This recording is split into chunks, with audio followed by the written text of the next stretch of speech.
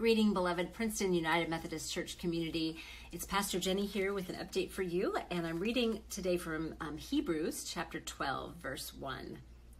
Therefore, since we are surrounded by so great a cloud of witnesses, let us also lay aside every weight and the sin that clings so closely, and let us run with perseverance the race that is set before us, looking to Jesus, the pioneer and perfecter of our faith, who for the sake of the joy that was set before him endured the cross, disregarding its shame, and has taken his seat at the right hand of the throne of God. This is the word of life. Thanks be to God. Friends, it is All Saints week. The day I'm filming this is All Saints Day. That is November 1st. And this coming Sunday on November 6th, we will celebrate All Saints Sunday together. This is truly one of my favorite parts of the liturgical year. I don't know, I have always loved this day. And I find myself really finding so much wholeness, so much fulfillment when I sit and think about, pray about, remember those saints who have gone before me. I have always been attracted to books like this that are full of saints. This is one of several that I have, but what I love about this book is that it gives icons, pictures. There's an artist, Robert Lentz, who wrote this book, and the text is by Edwina Gately, but Robert Lentz is an artist who writes icons, and he writes some that are more official, of actual saints who have been beatified by the Catholic Church. In the United Methodist Church and the Protestant Church, we don't have saints in an official way like that. We talk about the priesthood of all believers, the communion of saints, that all of us are saint and sinner, and that none of us are more holy or more gifted in a potential way than anyone else.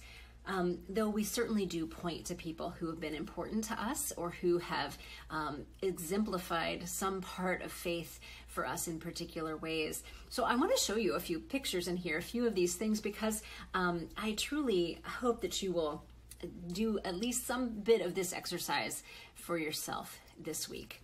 So this book certainly doesn't have all of them, but there are saints in here of people that you might have heard of, like Saint Ignatius of Loyola,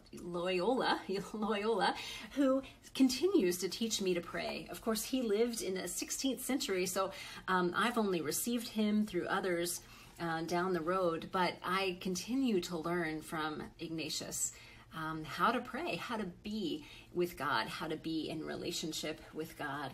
There are people in here that are more modern, Cesar Chavez, people who remind me, who inspire me to notice those who are on the margins and who work hard for the equal treatment of all people.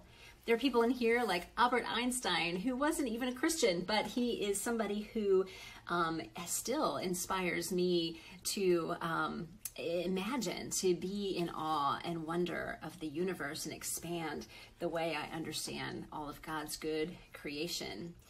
I also love books like this because they tell me about people that I've never heard of before. And so as I was just flipping through here, this is someone named Michael Judge, a Franciscan friar, who died on 9/11/2001 while in the act of giving last rites to a firefighter who was there at the Twin Towers at the scene, and he died in the midst of it proclaiming God's love for God's people. He was a chaplain for the fire department of New York, and what an inspiring story this is. I also think about people like J.R.R. Tolkien, who has written beautiful works and amazing and imaginative works that help me have even more understanding of the kingdom of God and the way God works in this world, along with people like Johann Sebastian Bach and the ways that his music continues to speak God's love and God's divinity into the world. So these are just a few, and these are just a few that are in this book, but I wonder who it is for you that has opened up some part of God's world to you in a way that has stuck with you. And of course, people who are published in a book are probably not people you know personally. So there's a whole nother circle of people, and a whole other part of the cloud of witnesses that are your own saints, your own part of the cloud of witnesses. So who is it? Who are some of those people that are coming to mind today that have inspired you, that you feel like their teachings, their spirit is somehow living in you right now? Who are those people who have taught you, who have stood by you, who have helped you to know that you are beloved, that you are God's child, that you are someone with whom God is well pleased? And I also encourage you to think about how you are a saint to someone else. Again, we have this misnomer around sainthood that saints are perfect, or that saints are a class different than what many of us feel like we are. But I trust that God is helping you to be a saint to someone else, an encourager, a teacher, a stand beside her, somebody who is there for another person, that helps them catch a glimpse of God in a new way. So who is it that you are a saint to? Or maybe it's easier to think about who is looking to you to be someone who tells them, who shows them, through whom they experience God. So, saints, I love it. I love it, love it, love it. And I hope that you will take a little bit of time this week to consider the saints in your life, the saints in our life together, and how we are that together too. I look forward to celebrating with you on Sunday. We will name numerous people, and you can add to those named on Sunday too, whether you're remote or in person. You can add your remembrances as we celebrate communion together, as we name those saints who have gone before us. This particularly naming those in our church family who were worshiping with us over the past years, who have passed on and in this past year. So and then we will name anyone else who you would like to name too. But we have some that will be officially in our liturgy, and then we can add to all of that.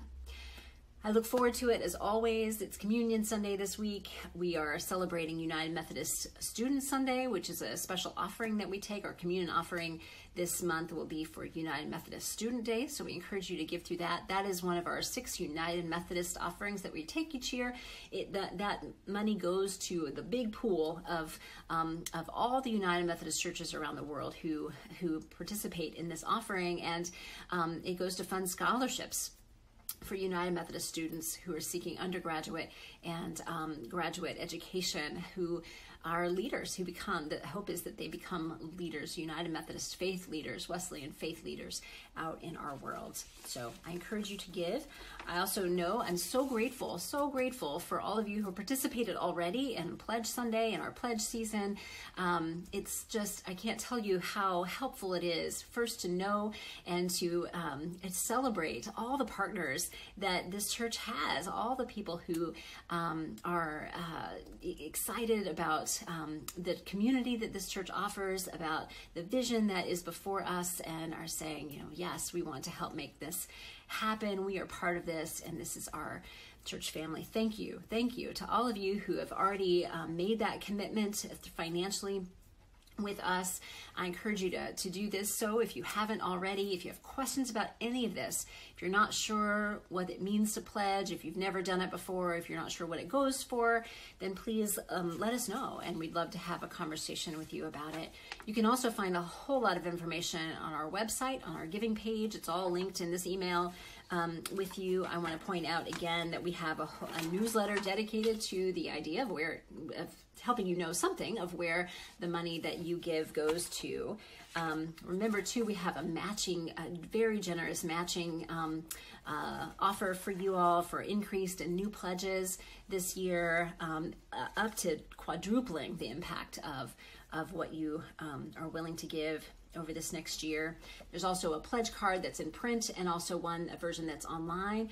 We do also encourage you, one of the gifts of pledging is that it helps everybody to know better how to be good stewards of what God has given to us. So from the church end, it helps us to be good budgeters, right? It helps us to determine more clearly how to divide up the gifts that have been given in the ways that we have been called. It helps us to stay under budget, to not overspend, all those kinds of good things.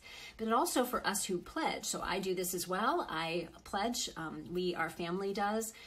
We tithe and we give that money on a regular basis, and we do it kind of automatically because it's in busy lives, it's hard sometimes for us to have to make that decision over and over again or to remember to do it. So we have set it up for ourselves through our system at church, and also we do kind of two ways.